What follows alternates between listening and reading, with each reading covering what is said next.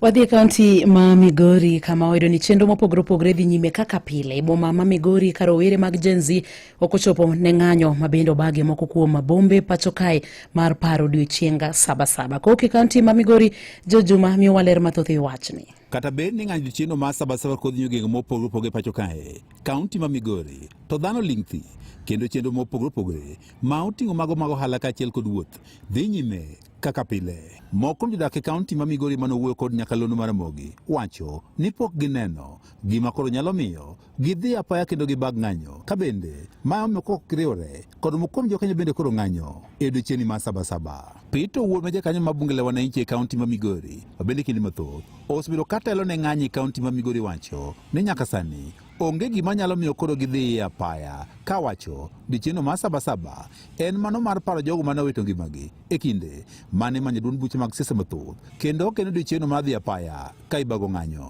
Owuor wacho ni bende bedo ni nyaka sani koro gintie sirikal manywanda ma ong'e kaka broad based government onge tiende mondo koro gidhi apaya. Anya jatelne ga to wang'ni okatelo ne nikech gimomiyo okatelo ne mane en thuolo makare mane wago mbaka gi sirikal. Sama ugo mbaka gi ng'ato nyaka ichiki iti ter ajenda ni embi winj kore eka gik moko nyalo bedo kare.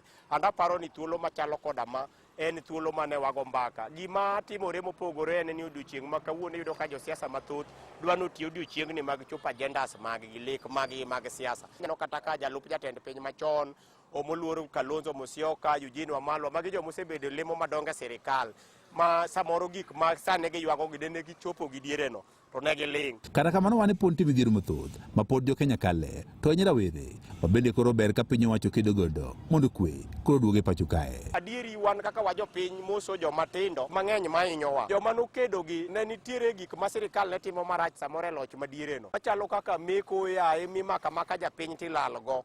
Onek minega nega ji oyae ni gini pod dhi mbele nyaka sani. Polis pod tiyo gi teko mathoth ahinya kuom japiny. Magi gik ma ok wagomb ni odhi mbele nyaka gi sani. Mae nosi kod Jacqueline Achieng' kaachiel kod Daniel Moi, menja kom bunge la wananchi e sub county ma Suna West, ma bende wacho ni gin giwegi giluwo mana yo to bende konyisgi kod ogai mar ODM Raila Amolo Odinga. Wan kaka jobunge la wananchi ni wawuoyo mwabede twita achiel gi vijende ma Migori manyo wakwayo gi kuom chuny mobolore ni wan sani wach maandamano waweyo kendo waseyudo ni maandamano ni nitie jomoko mabedo gi geno moro tiyo gi vijende. Wan wasetimo maandamano mwachopo kama koro wachope to ok ni waweyo maandamano. Ka nitie wach ma baba biro nyisowa ni tit to titi ne mwatimo. Giwani kaka oganda luo gisebedo kod ng'anyo kuom kinde mathoth ka bende sani ok gine tiende mar dhi apaya mar bago ng'anyo. Wawe maandamano nikech wati sheria mar Raila to ne wadwa neno lemo mar broad base. Sani wane broad base ok wadwa gima yungowa, ok wadwa gima miyo watetni. Wadieri